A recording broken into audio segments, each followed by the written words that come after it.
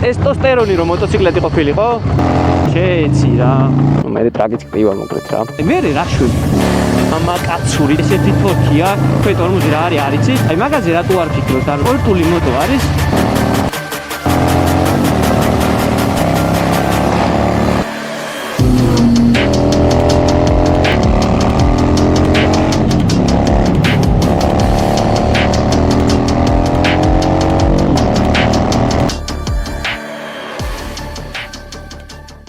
დაგიბრუნდით შემდეგი ეპიზოდით. დღეს განვიხილავთ Harley Davidson Wide Glides 2016 წლიანს, რომელიც თავის კლასში არის გამორჩეული თავისი ვიზუალით, ტრასის მეფე და უბრალოდ ტესტოსტერონის ბუმი.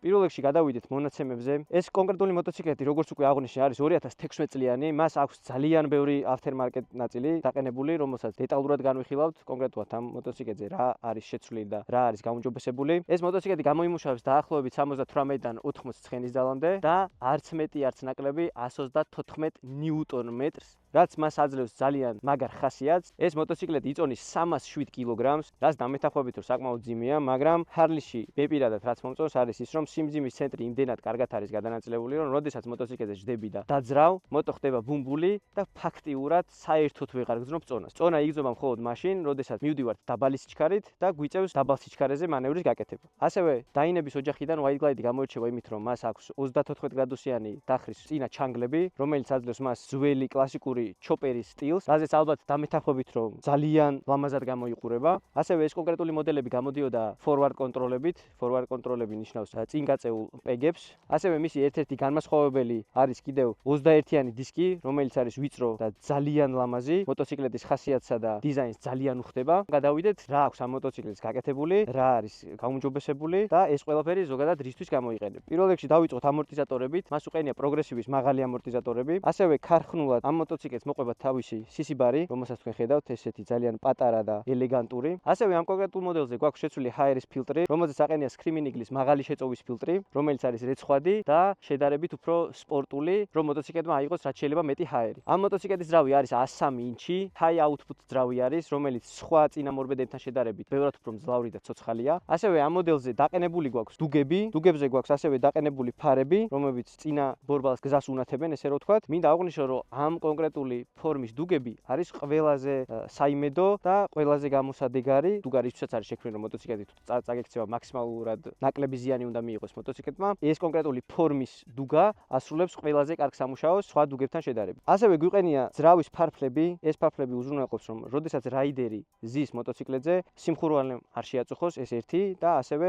ძრავის გაგრილებას უწყობს ხელს, რადგან ჰაერი პირდაპირ ფარფლში შედის და ცირკულაციას ახდენს, რომ ძრავი კიდევ უფრო კარგად გაცივდეს. ასევე გვაქვს Arlenes's გრიფსები, რომელიც ძალიან აგრესიულად გამოიყურება და საკმაოდ კომფორტულია. ასევე მინდა აღვნიშნო, რომ Harley ზოგადად ქარხნულადვე მოტოციკლეტის სარკეებს ისეც უშვებს, რომ მე პირადად ძალიან მომწონს. საერთოდ არ გინდება, რომ მაგალითად სარკეების შეცვალო, იმიტომ რომ ვიზუალურად ძალიან კარგად გამოიყურება. ასევე ეს მოდელები გამოდიოდა ABS-ით, მაგრამ კონკრეტულად ამ მოდელს ABS გაუქმებული აქვს, ამ შემთხვევაში ABS-ი აქ არ გვაქვს. ასევე ამ კონკრეტულ მოტოციკლეტს დამატებული აქვს ქვედა სპოილერი, რომელიც იცავს ტალახისგან და ასევე ვიზუალიდან გამომდინარე ძალიან ლამაზად გამოიყურება. დაინების ოჯახიდან Wide Glide არის ყველაზე კომფორტული დაინა, რომლითაც შეგიძლია შორ გზაზე, წორ გზაზე და ჰაივეიზე გადაადგილო. ტრასაზე დგას, არ ვიცი, აი როგორც გემი ისე. ალბათ უკვე მიხვდებოდით, რომ დახრილი ვილკის გამო ეს მოტოციკლეტი არც ისეთი მანევრული არის, როგორც სხვა დაინები, მაგალითად როგორც არის Street Bob და Lowrider ან თუნდაც Super Glide. ვერ ვიტყოდი, რომ ამ მოტოციკლეტით მანევრი შეუძლებელია, მაგრამ არ არის ისეთი სასიამოვნო და ისეთი კომფორტული, როგორიც შეიძლება იყოს ნებისმიერი სხვა დაინით, მაგალითად კიდევ ერთხელ დავკონკრეტები, თუნდაც როგორც არის Street Bob, Lowrider, Lowrider S, Super Glide და ასე შემდეგ. მაგრამ ჩვენ აქ იმისთვის ვართ, რომ რა თქმა უნდა ეს ყოველივე მითია თუ რეალობა გავიგოთ, გავტესტოთ, ჩემი ემოციები მოგიყვეთ, ძალიან ობიექტურად გითხრათ რეალურად რა მომწონს ამ მოტოციკლეტში და რა არ მომწონს. მოგეთ დავქოქოთ ჩვენი Harley, გადავაждდეთ და წავედით დანარჩენი უკვე გავაგრძელოთ მოტოციკლეტიდან. მოგეთ გადავაждდეთ ჩვენს სილამაზეს, მოусმინოთ ხმას.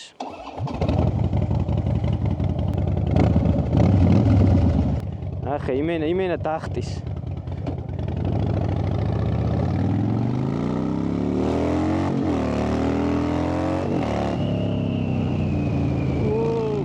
აი, კაროჩე. აი ხა ვარ სახლში. ჰარლითი რომ კაი ხო, ეგრე რავი რა. ყველა მიწის ვინც ვიცნობს რომ ჰარლიზე და ჰარლის თორქზე ხო შეშლილად შეყარებული ვარ. ასევე ძალიან მიყვარს სტრიტ ბაიკები, მაგრამ აი რეალურად ჰარლის აი ეს მაბრუნებელი მომენტი, ნიუტონები და სტრიტი ძალიან გავს ერთმანეთს რა. ანუ სტრიტებიც ხო ზოგადად ისეთია, დაბლებში ძალიან ფიცხია რა. ანალოგიურად ბიჭო 307 კილო არის, 307 და გას აძლევ და კეფაში გზნობ ყველაფერს რა. ანუ ვაფშე სხვა მუღამი.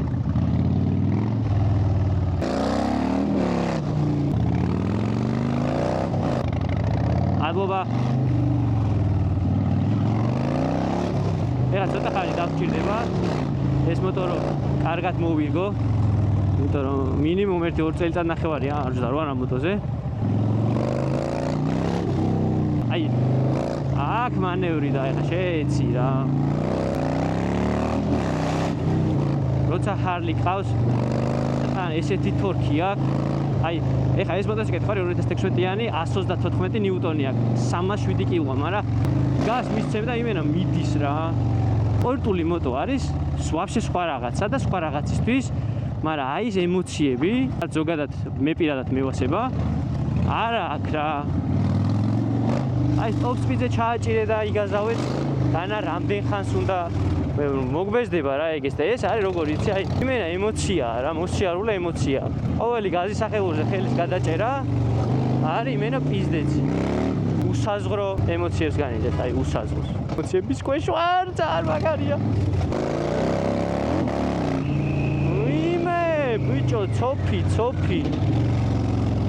აქვნა რა. მინდა რომ რაღაცები ხავ თქვა, მინუსები რა აქვს ამ მოტოს, მაგრამ ჯერ ვერა. ემოციები მოვილიოთ. ცოტა დავწყნარდეთ.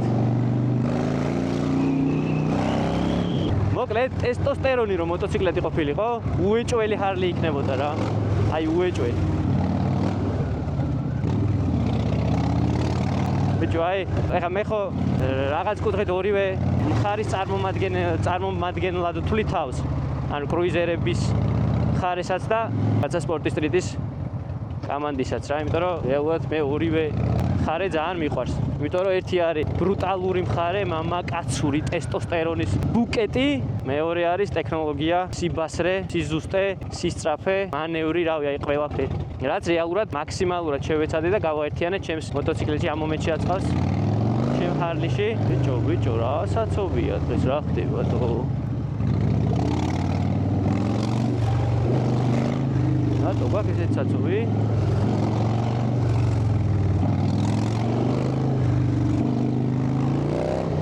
მინდა ბიჭო ჰარლი საცობებში ვერ დადის არა შაშვი კიდე.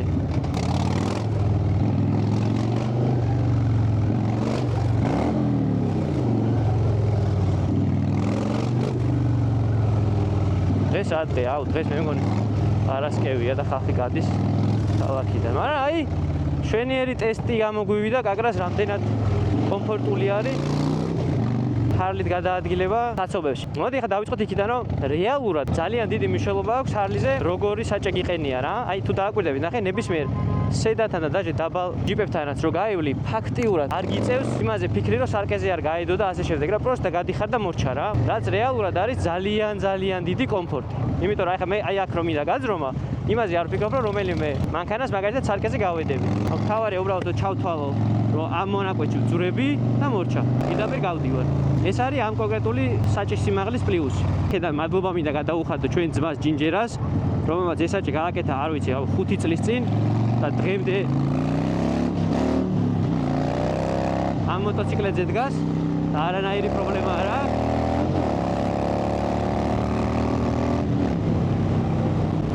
არა ბიჭო, რომელი სპორტი მოგცეს ბიჭო ამ ემოციას, შანსი არ არის. სპორტი უნდა ატრიალო და 10,000-ის ზემოთ რაღაცას ამოიღებ და ქალაქში 10,000 ბრუსალნას დიო. აი ჩაადგი და ეგრევე გაქვს ყველაფერი რა. აუჩე სახლი მაინც სახლია. მაგა დავიწყოთ მინუსებით. პირველ რიგში ტორმუზები, ანუ ტორმუზები ამ მოტოციკლეთს არ აქვს. ანუ პირდაპირ შემილია აი რავი, თავს დავდებ, არავინ არ მედაოთ ეხა მაგაზე, იმიტომ რომ მით უმეტეს ისეთი ხალხი, ვისაც პირდაპირ ჰარლეთი დაიწყეთ და მაგის მეტი მოტოციკლეტი არ გინახავთ, არ ვდარხართ და არ გაგიტესტავთ, პირდაპირ შემიძლია გითხრათ, თქვენი ტორმუზი რა არის, არ იცით, იმიტომ რომ ჰარლის ძველებს მით უმეტეს, დაჟე ჩემ ჰარლისაც ძალიან მაგარი ტორმუზები აქვს, ყველაფერი, მაგრამ ის ვერ არის რა, რაც უნდა იყოს რა. დაჟე ის ახალიც კი. აუ, ნახე კლასიკა. 21. ხო, ტორმუზები ამ მოტოციკლს არ აქვს. სადღაც 100 მილით რომ მიდიხარ, მინიმუმ 1-500 მეტრით ადრე თადარიგიო დაიჭირო რომ გაჩერდე, იმიტომ რომ ანუ არ ჩერდება რა, ჯერ 307 კილო არის, ერთი აპორნი გვაქვს წინ, ესე ძალიან დიდი მინუსია. ზოგადად დაინების ოჯახში ლოურაიდერი და ლოურაიდერ ესი არის ყველაზე კარგი ვარიანტი ტორმუზების კუთხით, იმიტომ რომ სულ მინიმუმ 2 აპორნით გამოდის, წინ და ეს ძალიან ბევრ შვება, არავის არ გეგონოთ რომ ერთი აპორნი ზედმეტი რამეს ვერ შვება. მეორე მინუსი ძველი ზოგადად ეხა შეიძლება აი კლასიკური ჰარლის მოყვარულებმა ჩამქოლონ, მაგრამ ну რაც მართალია რა. მე შემიძლია თამამად თქვა რომ მაქვს იმის უფლება, რომ შევადარო ორივე კლასი ერთმანეთს, როგორც სპორტის მხარე, ასევე კრუიზერის მხარე, იმიტომ რომ ყველაფერი მყოლია, ყველანაირი მყოლია, ტექნოლოგიაც ვიცი რა არის, კომფორტიც ვიცი რა არის და ასე შემდეგ. ასე რომ ვისაც გინდა დამიჯერეთ, ვისაც გინდა არ დამიჯეროთ, ვინც ვიცრობს ახლა ყველა მიცის რომ ტყუილს არ ვიტყვი, ანუ რეალურად მოტოციკლეტი ისე ვიბრირებს, რომ კი გასაგებია, ძალიან ბევრს ეს ევასება და რაღაცა თავისებური ხიბლი არის ჰარლისი, რა თქმა უნდა, ეს ვიბრაციები, მაგრამ აი მაქსიმუმ ერთი სეზონი რა. მეორე სეზონიდან ისე გბეზდება ეს ვიბრაციები. აი ეხაც თვითონ ხელში ისეთ ვიბრაციას ვშობ, აი ხა ნახე ხელები ხო ავიღე რა, ხელები მაქვს დაბუჟებული. ნუ კი, ამასაც ეჩვევი, განა ის არ არის რომ ვერ ეჩვევი, მაგრამ აი მაგალითად შორს მიდიხარ რა ბათუმში პირობითად, ხო? აი მთელი გზა ეს ვიბრაციები ისე გღლის, ანუ ვინც არ იცით და ვინც დამწყებები ხართ, მით უმეტეს გეტყვით რომ ვიბრაცია ერთ-ერთი ყველაზე მთავარი ფაქტორი არის, რატომაც ადამიანი შეიძლება შორგზაზე დაიღალოს. იმიტომ არის რომ ადვენჩერი გამოიყენება შორგზაზე სასწავლებლად, რომ ვიბრაციები ფაქტიურად არ აქვს. აუ მოდი რა ცოტა ხანი ავერთოთ რა ჰაივეიზე და მერე გავაგზავნოთ რა.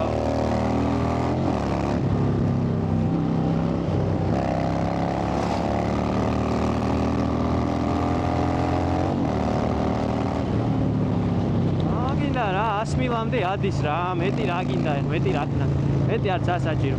ზატო ემოცია გას რომ ისევ იმენა ზურგში გზნობ რა.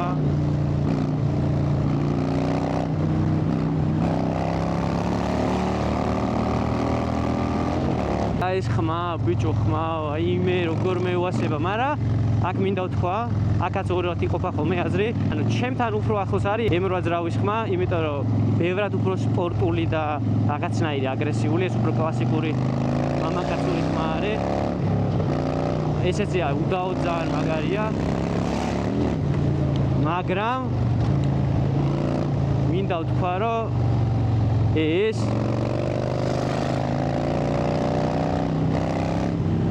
ეს არის იმენა მამაკაცური ხმა რა. გამორიცხულია რომ ესეთ მოტოციკლზე იჯდე და თავი მამაკაცად არ იგზნო რა. ანუ ძალიან ვერთობდი, აი ძალიან. დაჟე სპორტით ვერ გავერთი აქ ისე როგორც ეხა ამითი ვერთობ. ხო რეალურად იმ სიჩქარით არ მივდივარ ეხა რომ რაღაცა რა. არა სხვა кайფია რა, უნდა წადო რა.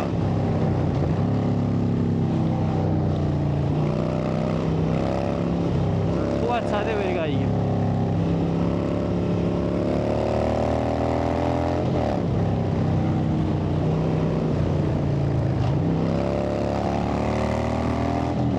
აი ხა მე რომ ამაზე მქონდეს მიტკონტროლები, ბევრად უფრო გემრიელად ვიჯდებოდი.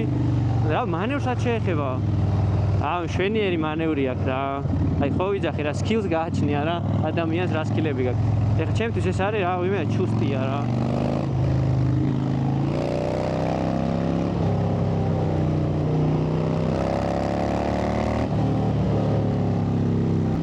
ვერ შევა სპორტს ვერ შევადარებ. ტრეკი ბაზარია რა. ტრეკზე ძალიან კაია, მაგრამ სხვა ყველა ასპექტში არა რა. ვერანაირად ვერ მიიღებ სპორტით იმ ემოციას, რასაც აი ეს გაძლევს რა. ნიუტონი ბიჭო, მაბრუნებელი ძალა არის ყველაფერი რა. არ არის top speed-ი, кайფი. დამიჯერეთ რა. მინდა რომ დამიჯეროთ და ცადოთ რა. მით უმეტეს იმათმა, ვინც პირველად ეგრევე წახვედით და სპორტები იყიდეთ, აი ძალიან ბევრი გაქვთ დაკარგული, აი ძალიან დღემდე თუ თორქი არ გიგრძნიათ, აი იმდენი გაქვთ დაკარგული, რომ აი პროსტა არ ვიცი რა.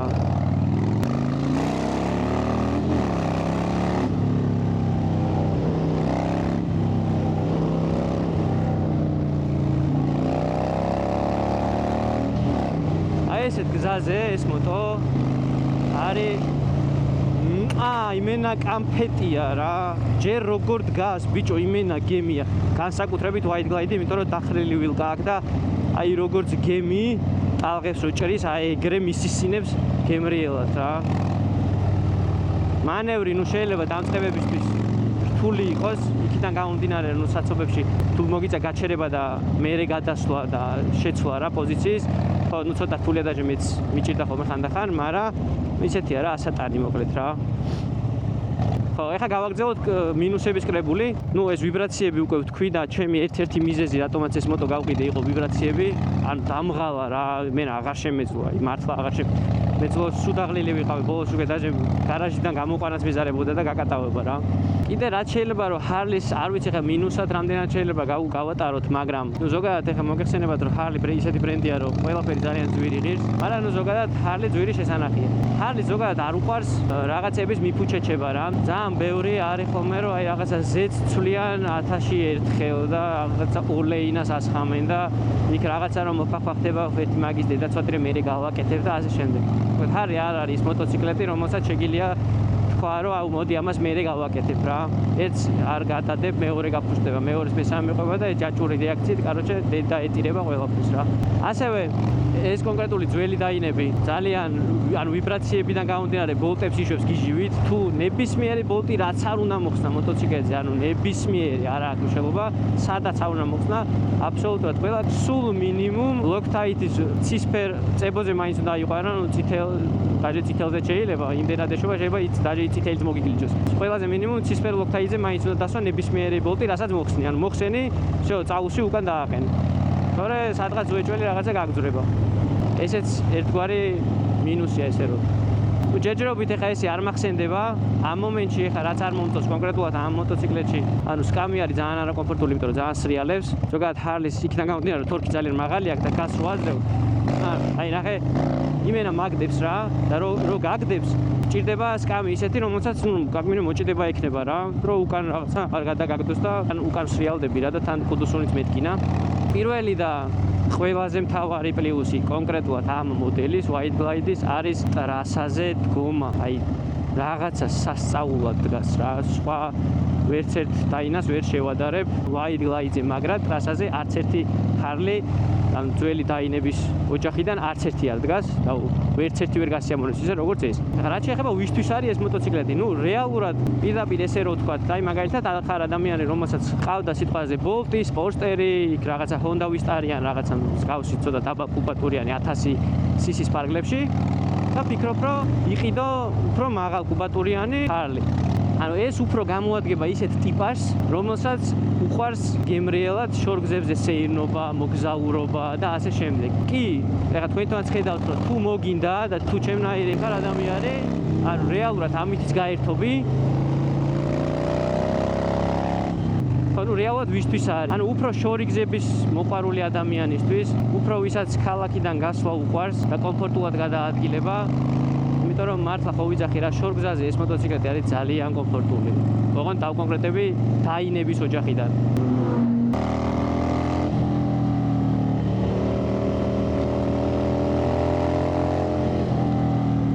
რაღაცა ძალიან ფრიკურად ჩაგვია რა.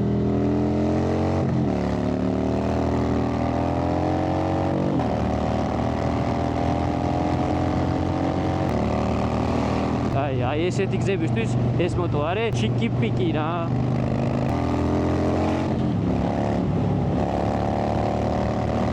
არ მახსოვდა რომ ეს მოტო ესე კარგად დადიოდა. ზოგადად ეს 103-ები ვაფშე სხვა თემა არის, სხვა 103-თან შედარებით. white glide-ის 103 ბევრად უფრო ესეთია მძლავრი, მაგრამ ესეთიც არ მახსოვდა რა. გვეწევი რა? ვერ გვეწევი? რა ვიღო ძველი ხარლისძრავები არ არის იმდენად პრობლემური რომ ხარო რაღაცა კონკრეტულად აი ეს რამე შეიძლება დაემართოს რა მე ვაფშე დასტუკული ხარლი არ მინახავს რავი ძალიან უნდა მოინდომო რომ ხარლისძრავი დაასტუკო რა რეალად ამ მოტოში თავის დროზე ზეს თუ გამოცვლი ჩემი რეკომენდაციაა თუ ისეთი ჩილ რაიდერი ხარ 4000 მილზე შეგიძლია ზეთი ცვალო 4000 ნუ 3500 შეიძლება ნუ 3000 ვაფშე კამფეტი იქნება просто ეხა თუ ისეთი ტიპი ხარ ვინც просто ვიკენდებზე გადის და ამ შემდეგ ეხა 3000 მილი საკმაოდ ბევრია რა მოგეთ გეყოფა კარგ ახალს რა 3000 მილზე თუ შეცვი ძალიან კაი იქნება თავის დროზე თუ გაუკეთებ ყველაფერს თქვა რაღაცა გაფუსდა თუ არ აქვს საშუალება უბრალოდ დააყენე და როცა გიქნება საშუალება მე გააკეთე რა ის არ ქნა რომ სიტყვაზე მოდი ამას მე ვიზა გააჩნია დეტალს რაღაც შეიძლება ეხა რაღაცა ლევერის ეს ყური მოგიტყდეს მაგალითად და თქვა რომ მე ვიყიდე ეს კი ბატონო არ გიშლის ხოს მაგრამ ბევრი დეტალია ხოლმე ისეთი რაზეც ძალიან ბევრი თვალს ხუჭავს რა კიდევ ერთი ძალიან ბევრზე მინახავს რომ აყენებენ ჩინურ რულებს ჩინურ რაიზერებს და მსგავს ძალიან მნიშვნელოვან დეტალებს რომელიც პირდაპირ პროპორციულად შენს ჯანმრთელობასთან და შენ სიცოცხლესთან არის დაკავშირებული ხო და არა რა მეგობრებო გთხოვთ ანუ რაიზერი და რული მაინც ნუ იქნება ჩინური და პეგები ანუ ძალიან ბევრი მინახავს კიდე რომ აი ჩინურ პეგებს დააყენებენ და თან მე მაგ პეგებზე დგებიან და აი ბიჭო როგორ რისკავთ პროსტატო ეგ პეგი ნებისმიერ დრო შეიძლება გატკდეს ანუ არავინ არ დაგაჯეროთ რომ რაღაცა CNC-ზეა გამოჭრილი და ძალიან მაგარი ის არის რა ქვია ხარისხი და ასე შემდეგ რა სად როდის რა ჩამოგიტყდება კაცმა არ იცის და კიდევ ერთხელ მინდა ვთქვა რომ ამას მე გამოცდილებიდან გამომდინარე გეუბნებით და არა ესე პროსტა HR-ზე რა გთხოვთ პეგები რაიზერები და რული მაინც დააყენეთ ორიგინალი და რაღაცა ბრენდული მაგალითად რავი არის ბილტველი ტრეშინი და კიდე ძალიან უამრავი კრაუსი და რავი ძალიან ბევრი ისეთი ბრენდი არის რომელიც ბიუჯეტურიც არის და ასე შემდეგ. ასევე სპორტბაიკების ძღოლებისთვისაც მექნება ერთი რჩევა. ყველა ფიქრობს იმაზე რომ აჩქარდეს, მაგრამ დატორმუზებაზე არავინ არ ფიქრობს რა და აი ეგ არის ყველაზე დამღუპველი. ანუ შენ რომ იქ რაღაცა ტოსთვის დაადებ და სიტყვაზე 200 და 250 და 300 მიფრინავ, ჯერ საქართველოში ძალიან ცოტა ვიცი ვინც ვაფშე 300-ით ვაფშე წასულა პირობითად ესე რო ავიღოთ, მაგრამ ნუ კაი 200 პლუსით რომ მეტყე 200 ჩვენი ქვეყნისთვის ბევრია რა, არც ბანი გვივარგა, არც ქალაქი და მით უმეტეს ჯერ ძღოლებიც არ არიან წესიათ შეჩეულები იმას, რომ ელემენტარული ქალაქში მოტოციკლები მოძრაობენ რა.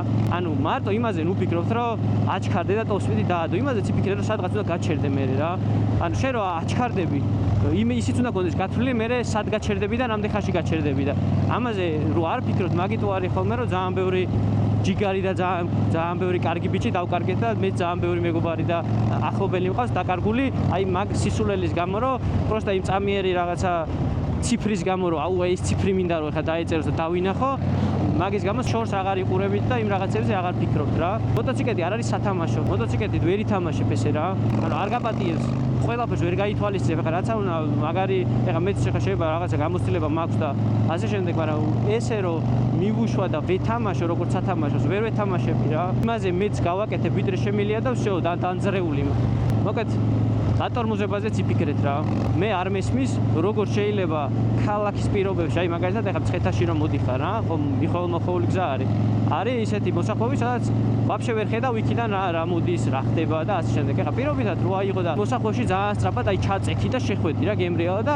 უცებ შენ ზოლში რავი გაფუჭებული მანქანა დახვდა მეორე მხრიდან პროცესზე გადმოსული მანქანა შეხვდა ასე შემდეგ აი მე რა შვები აი მაგაზე რატო არ ფიქრობთ აი აქ როგორ შეიძლება ეხა ძალიან სწრაფად შევიდე როცა არ ვიცი მოსახლეობა და რომ იქ რა დამხდება ხო შეიძლება იქება საცობი იყო და ბაღდა და მივეწებო მანქანას ეგრევე ხო ამიტომ აი ეგეთ რაღაცებს ნუ რისკავთ იმას არ ნიშნავს რომ პირობითად შენ რომ ერთხელ და ორჯერ და 10ჯერ და 100ჯერ გაგიმართლებს იმ 101-ჯერაც გაგიმართლებს რა სადღაც არ გაგიმართლებს და ან ინვალიდი დარჩები და მაგის ზემოთ კიდე საერთოდ შეიძლება სიცოცხლე მოისპო რა მოგეთ ძალიან დიდი ყურადღება გმართებთ რა მაგასთან დაკავშირებით ისევ მინდა დავაკონკრეტო რომ არის ორი უკიდურესობა თუ პირდაპირ პირველ მოტოთ სპორტს ყიდულობ და მაგის იგი სხვა მოტო არ გინახავს. პირდაპირ შემიძლია გითხრა რომ საქართველოში 80%-მა ვაფშე მანევრი რა არის იცის ტარებაც არიციან საერთოდ სწორზე ჩააჭერენ და ლამაზია და სტორი დადე და ასე შემდეგ რა. მაგრამ და არის მეორე უკიდურესობა კიდე ვინც პირდაპირ კრუიზერს ყიდულობს და კრუიზერის იქით კიდე ვაფშე მოტო არ უნახავს რა. ანუ ეს არის ორი უკიდურესობა. იმიტომ რომ კრუიზერზე როცა ჯდები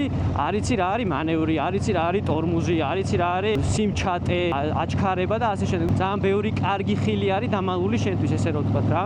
ძალიან რთულია ადამიანმა ან მარტო სპორტით იარო და წარმოდგენა ქონდეს ზოგადად მოტოციკლეტების სამყაროზე ან კრუიზერი დაიწყო და კრუიზერი ყავდეს და წარმოდგენა ქონდეს სხვა სტილებზე რა.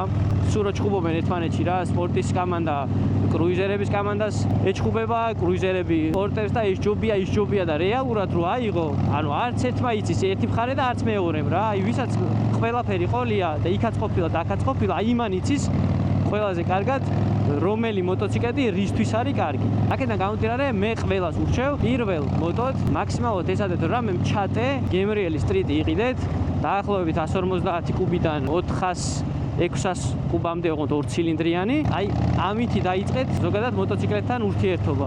მერე გადაჯექით უკვე იმ კლასზე რომელიც კონკრეტულად მოგწონთ, იმიტომ რომ ძალიან უკვე ხოლმე რა ზოგს რომ აი კრუიზერებსაც ხო ყავს დაბალი კუბატურები. ანუ კი ყავს, მაგრამ ის დაბალი კუბატურის კრუიზერი შენ იმ მანევრს ვერ გასწავლის და იმ რაღაცა ნიუანსებს ვერ გასწავლის, რასაც თუნდაც აი ეს რაღაცამ ჩატე სტრიტ. როცა უკვე შენ იმაზე ამ ყველაფერს მოილევ და კარგად დაამუღამებ, ამიჯერეთ რომ იმ შენ კრუიზერსაც ისე კაი გემრიელი ჩუსტივით ამოიცმევ, როგორც რავი, აი ნებისმიერ მოტოს რა. როცა უკვე აი ეს ყველაფერი ჩამოყალიბებული გაქვს, მე რა მოტოზეც არ უნდა დაждდე. აი ყველა მოტო ძალიან სასიამოვნოა, ძალიან სიამოვნებს ყველაფერი, მანევრიც რაღაც, ანუ ძალიან კომფორტულად გზნობ თავს რა. და პირველ რიგში ეგ ყველაფერი გაძლევს თავდაჯერებულობას.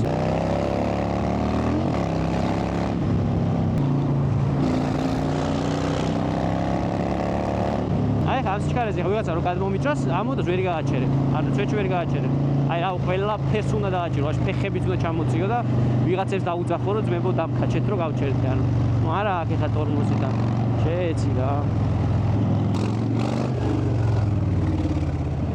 და მაქსიმალურად აი უნდა ეცადო რომ სულ იყო ტონუსში. აი ძალიან ბევრი ბაიკერის ჩემი აზრით მინუსი არის, რომ ძალიან მოდუნებულები არიან რა. მიდიან რაღაც აი ერთი მონოტურნად აი ესე რა და აი რაღაცა გეუბნება ძინავს რა.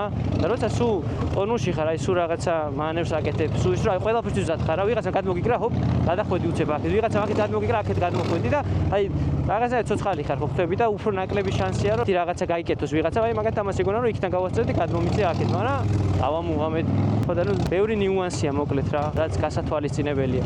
რა არის ეს საცობი ყველა ვარიანტი დამღლელია რა, რა მოტოზეც არ უნდა იჯდე. დიდი ხანი როცა ესეთ საცობში გიწევს, ანუ ფსიქოლოგიურადაც ხო იღლებია რა. ფსიქოლოგიური მომენტიც მაგრა გხლის რა და რაღაც მომენტში უკვე მე ითიშები და ასე შემდეგ. მაგრამ ეხლა ძალიან უარ დაგღალოთ ამ საცობებით. პირდაპირ გადაგატელეპორტებთ ადგილზე, სადაც გავჩერდებით და უკვე დასკვნითად გეტყვით ბოლო ჩემს დასკვნა, რისთვის შეიძლება ეს მოტოციკლეტი გამოიყენო და ასე შემდეგ და ზოგადად ყველაფერი გავიაროთ და დავასრულოთ ვიდეო. ამოდი ესეთი ტრანზიშენი გავაკეთოთ. მოგეთ, გადმოვინაცვლეთ უკვე ჩვენ ადგილას. აი, ხა მოიცადე გადმოგვსვათ. მოგეთ რომ შევაჯამოთ ეს კონკრეტული მოტოციკლეტი არის ადამიანისთვის, ვისაც უყვარს შორ გზაზე კომფორტულად და გემრიელად გადაადგილება მოგზაურებისთვის. ერთადერთი ეხლა ამ მომენტში ცოტა ზურგი მაქვს დაჭიმული და ესეც იქიდან გამომდინარეობს რომ ცოტა ფულბექი რო იყოს, ანუ რული რო იყოს ცოტა გადმოწეული ძალიან კომფორტული იქნებოდა და სკამი ცურავს ძალიან და ეს ცურავს აქედან გამომდინარე ძალიან არაკომფორტულს ხდის ტარების დროს, როცა ეს თორქი გიკაჩება. მე ტრაგიც ხდება მოკლედ რა. იმედი მაქვს რომ ვიდეო მოგეწონათ. კომენტარებში დამიწერეთ რას ფიქრობთ იმ საკითხებთან დაკავშირებით, ასეც ვისაუბრე. ასევე დამიწერეთ რა მოტოციკლეტები გყავთ კონკრეტულად, ან თქვენი პირველი მოტოციკლეტი რა იყო, რითი დაიწყეთ ტარება. ასევე თუ გყავთ საინტერესო და ემოციური მოტოციკლეტები, აუცილებლად შემეხმიანეთ და თუ მანდობთ და გამატანთ, მე ძალიან გამიხარდება და აბა შემდეგ ვიდეომდე ყველანი მიყვარხართ, ყველას გაფასებთ, ვინც გვერდში მიდგახართ და შევხვდებით შემდეგ ვიდეოში.